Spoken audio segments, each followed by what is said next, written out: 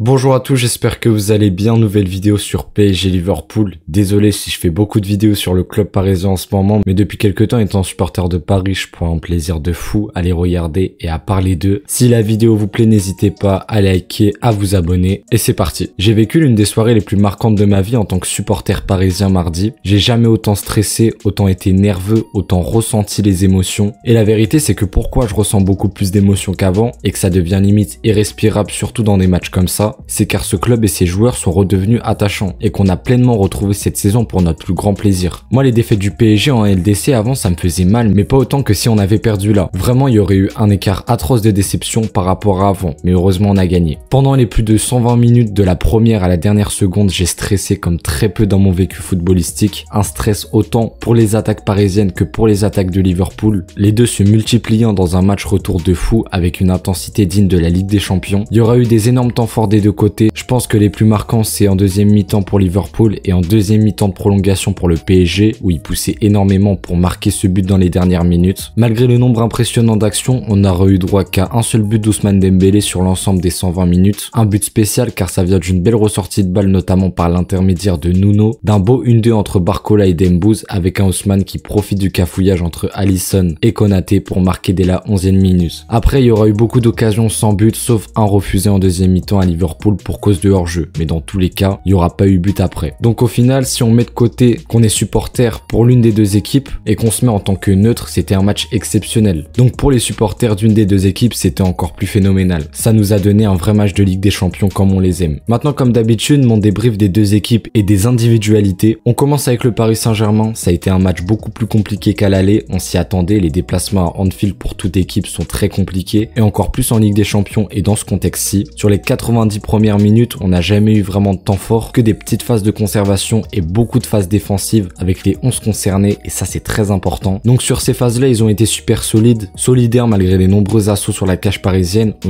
ils ont été forts jusqu'au bout et ça confirme la très bonne mentalité des joueurs parisiens depuis quelques semaines. Je remercierai jamais Ousmane Dembélé pour la saison qu'il nous fait. Quand il est arrivé à Paris, je l'aimais déjà beaucoup, mais là je pense que c'est devenu un de mes joueurs préférés, l'un des joueurs auxquels je suis le plus attaché à l'instant T. Cette saison, il a passé un cap extraordinaire, tous ses efforts de cette dernière saison pour devenir un homme mature et un vrai travailleur sur et en dehors du terrain paye petit à petit depuis quelques mois et ça fait beaucoup trop plaisir pour lui et pour nous. J'ai déjà beaucoup parlé du joueur extraordinaire qu'il est devenu, donc je vais pas refaire un épilogue entier dessus, mais sa remise axiale de Luis Enrique a changé sa carrière, il est devenu pleinement épanoui dans le jeu. En plus, avec le départ de Mbappé, il est devenu le leader de cette équipe et depuis qu'il a trouvé la recette pour marquer des buts, il est incroyable. Les seuls moments où il est frustrant, et ça arrive pas souvent, c'est quand il veut tout faire tout seul sans faire de passe. Son match retour contre Liverpool, il est beaucoup mieux que son match aller dans le jeu. C'est à ce niveau-là qu'on l'attend, même s'il a pas pu être à son plein niveau. Liverpool réalisant un grand match. Encore une fois, il est le buteur. On a vu toute sa combativité dessus et défensivement, c'est le plus choquant. Ça faisait longtemps que j'avais pas vu un attaquant se donner autant au pressing et dans les efforts. Pendant 120 minutes, il a fait que courir sur les joueurs adverses. Moi, il m'a énormément plu et ça montre ce qu'a réussi à faire Luis Enrique et son staff. Nuno Mendes a sans doute été le MVP de la double confrontation. Sur les deux matchs, il aurait été un niveau de fou, se hissant comme le meilleur latéral du monde. On savait que sa seule faiblesse c'était la défense, mais Pocket sur plus de 200 minutes en une semaine, le meilleur joueur du monde pour quelqu'un qui est censé avoir beaucoup de lacunes dans cet aspect-là. C'est pareil que pour Dembouz. Sa double confrontation, je suis pas prêt de l'oublier. Il m'a tellement impressionné. Marquinhos était moins incroyable et moins fort qu'à l'aller, mais il a fait quand même plaisir. Il a gardé son bon niveau qu'il a depuis le début de saison pour grandement participer à la qualif de son équipe. Plus que tout pour lui étant le capitaine. Pacho, lui, il a été phénoménal. Je m'attendais pas du tout à ce qu'il soit aussi fort quand il est arrivé. Je le connaissais même pas. Et aujourd'hui, pour moi, il fait partie des défenseurs centraux les plus rassurants du monde. Et même en termes de niveau, il est dans la discussion. Son match retour est dingue. Il est impassable. Même quand on pense qu'il est dépassé par la situation ou battu, il arrive à t'arracher le ballon. Fabien Ruiz, je l'avais défendu au match aller parce que je l'avais trouvé pertinent, mais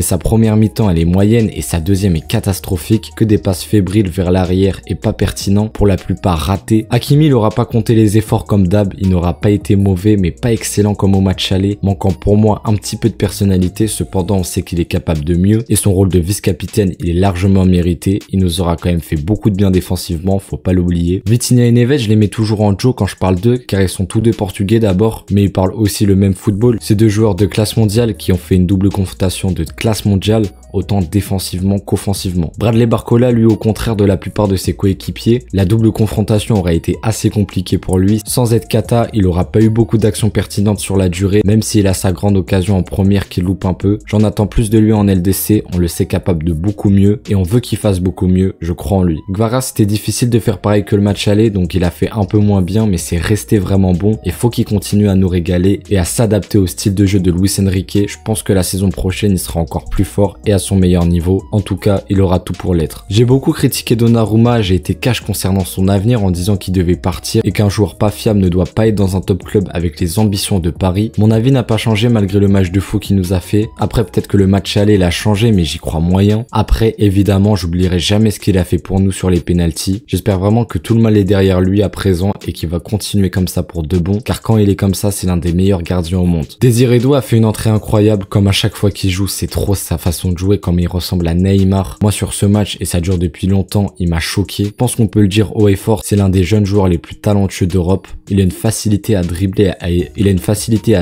et à éliminer, c'est impressionnant. En plus, il était à deux doigts de marquer 2 fois, et après pour couronner le tout, il y a eu ce péno à la fin où il a pris ses responsabilités tout seul, sans parler le chinois, après devant Alisson, transformant le dernier penalty pour offrir la qualif à son club de cœur. Et concernant les autres entrants, inutile d'en parler, car ils ont beaucoup moins été marquants. Moi, clairement, je vais pas le cacher, j'étais très sceptique sur le projet parisien. Après la défaite face au Bayern, je disais qu'il manquait des joueurs de classe mondiale, une cohésion entre le coach et les joueurs, et une mentalité, mais depuis, ils ont su inverser la tendance et me faire taire, et c'est tout à leur honneur. On passe enfin côté Liverpool, et comme au match aller, il y a beaucoup moins de choses à dire pour eux que pour le PSG, mais je voudrais commencer par féliciter cette équipe que j'apprécie beaucoup depuis le début de saison. Jürgen Klopp a vraiment réussi à quitter ce club au bon moment, et le laisser en bon état et entre de bonnes mains. Celle de Slot avec qui ça a directement marché, il a d'excellents résultats, notamment en Première Ligue, où il fonce chercher celle de cette saison, et en Ligue des Champions, il était premier du classement des poules parmi les 35 autres meilleures équipes européennes, mais mardi ils sont tombés sur quelque chose de trop fort. Comme j'ai dit auparavant, ils se sont enfin mis au niveau de la confrontation au match retour. On sait comment ils sont forts à Anfield, ils nous l'ont encore confirmé, ils ont fait un superbe match sans réussir à concrétiser. Je pense que le fait que beaucoup d'individualités soient en dessous, ça ne les a pas aidés. Après, ça s'est joué à pas grand chose pour leur qualif. Si le but n'est pas hors jeu en seconde mi-temps, le discours n'est peut-être pas le même.